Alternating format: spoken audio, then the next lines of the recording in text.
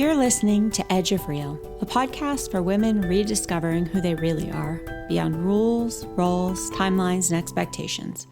I'm your host, Kristin Hamilton, and I am so glad you're here for this conversation about feeling truly alive.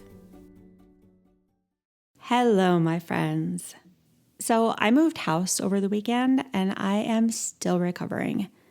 My very busy with college daughter and some absolutely amazing friends helped, and honestly, they made it happen. They had my back, and I feel so much gratitude and love. Moving sucks, no matter what.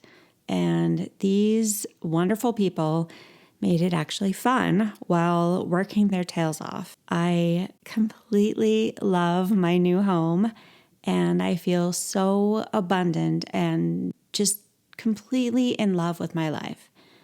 So that's really gotten me thinking a lot about what it actually means to feel alive, not just existing, but living.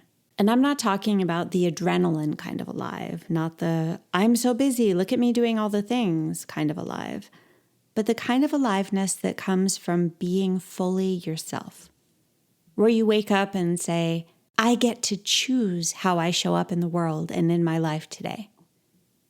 So that's what we're going to talk about today. What does it really mean to feel alive again? To wake up every day knowing you have the power to choose how you show up, what you want, and who you want to be. What it means to live in full spectrum, to be awake and present and connected and free. To be the woman who lives her life by choice, not by habit or fear or obligation, but with intention and choice and claim to that life. So when I first started living on my own, I was terrified. I met my ex-husband my first year of college, and then I lived in the dorms for all 4 years, and then we got married the year after I graduated. I had never been an adult on my own until I was 43 years old. And then raising my kids on my own, well, I know I've talked a lot about this in previous episodes about some of the things that I struggled with at that time. But both of my kids are now adults and living their own lives in their own spaces. So what I didn't expect in regards to living on my own was the depth of freedom that it would bring. Every decision, from what I want to eat to what I want to spend my time doing in the evenings, is now a reflection of me. Asking myself all the questions of who do I want to be? Where do I want to be? How do I want to live? What do I want to do? What do I want to eat? All the questions and decisions that show me that I am living in freedom and that my life is 100% my choice. How just incredibly alive that makes me feel.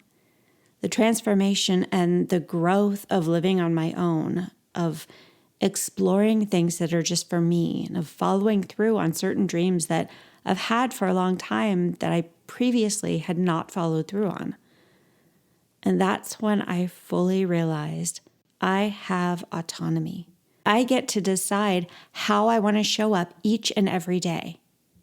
So some mornings I will pause before I even get out of bed and just ask myself, what's the vibe today? Do I want to feel grounded or playful or magnetic or soft? And then I embody that vibe. I choose. Because that's what being alive feels like to me. Choice. Consciously and purposefully choosing how I want to move through my day rather than reacting to it. And that is not just mindset work. That is an energetic alignment. It's living manifestation in full color and full bloom. It's being the version of me who already knows that I'm free. And I have realized that desire is a compass. When you start to reconnect with your own desires, something shifts. And I'm not talking about the ones handed to you that were actually someone else's desires, not the ones that were expected of you.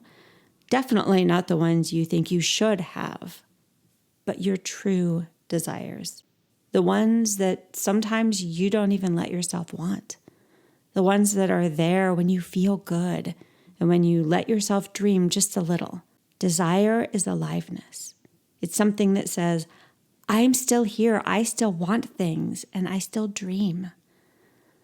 So many women I work with in midlife have forgotten how to want things for themselves.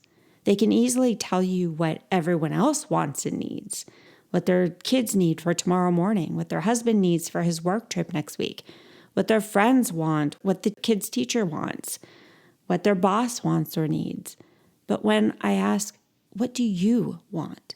They go quiet.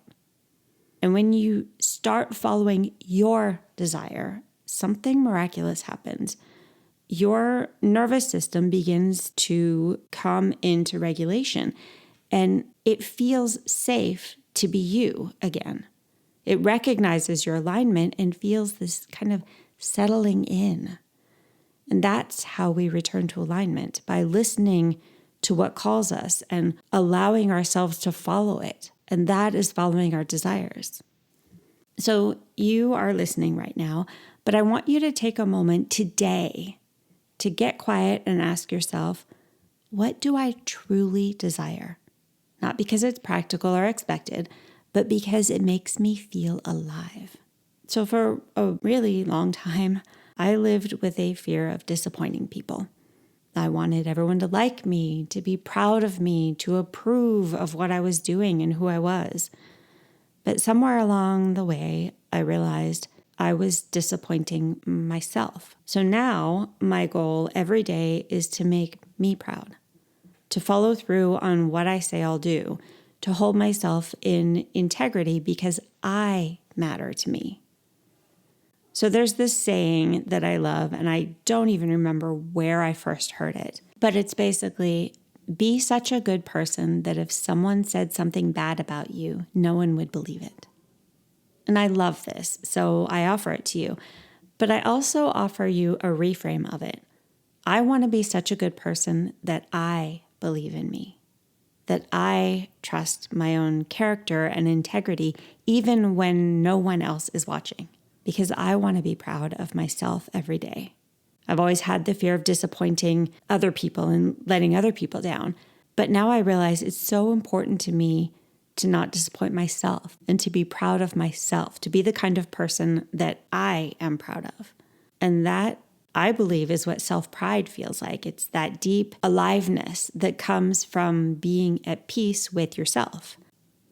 So I believe that becoming isn't only about adding layers to yourself. Sometimes it's about peeling them back.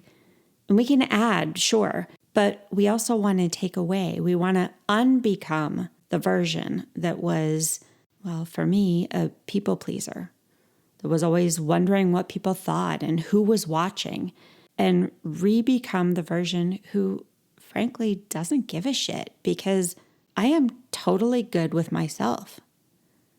And feeling alive doesn't mean that everything's perfect. In fact, the moments that I felt most awake were often the moments I was doing the hardest work, the shadow work, the healing, the uncomfortable truth-telling within myself. You have to be brave enough to ask the hard questions and really, really, truly listen to the answers within yourself. Doing the hard things to heal made me step into a new version of myself. And this in turn has given me so much freedom and joy and pleasure in myself and in my life.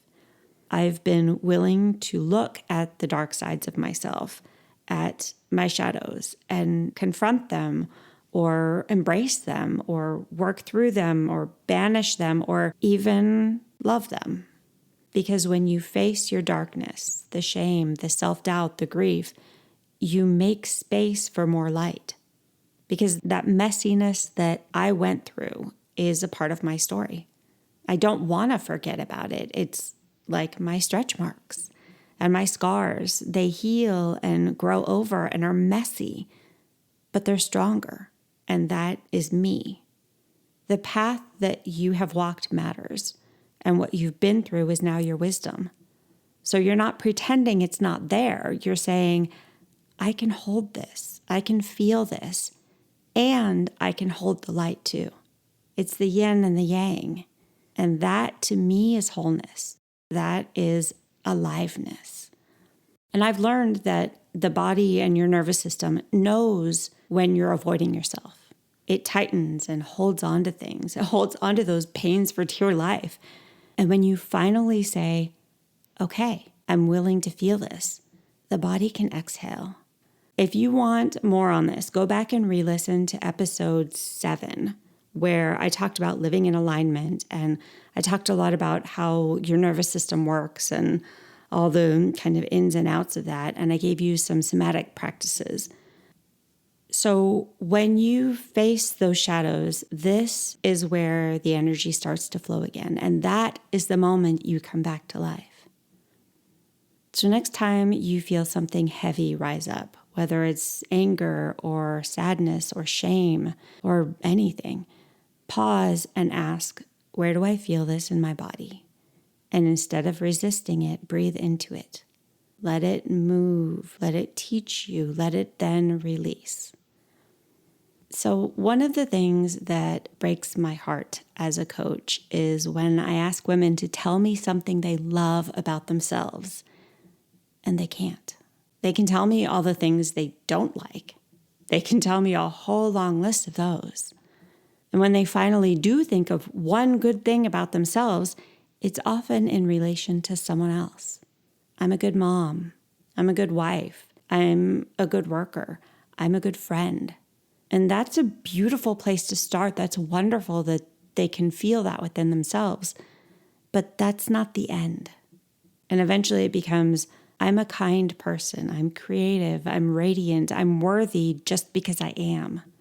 So I make it a practice not to speak unkindly to myself. Of course, the thoughts still pop up. You're not enough.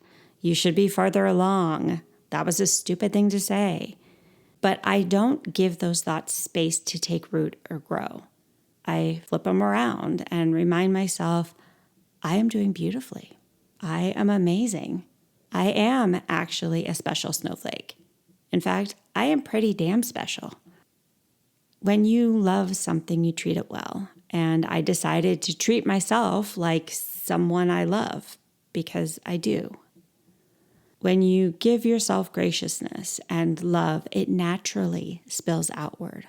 You become softer with others. You love more freely. You live more in joy. It's this continuation, and it becomes this gorgeous circle.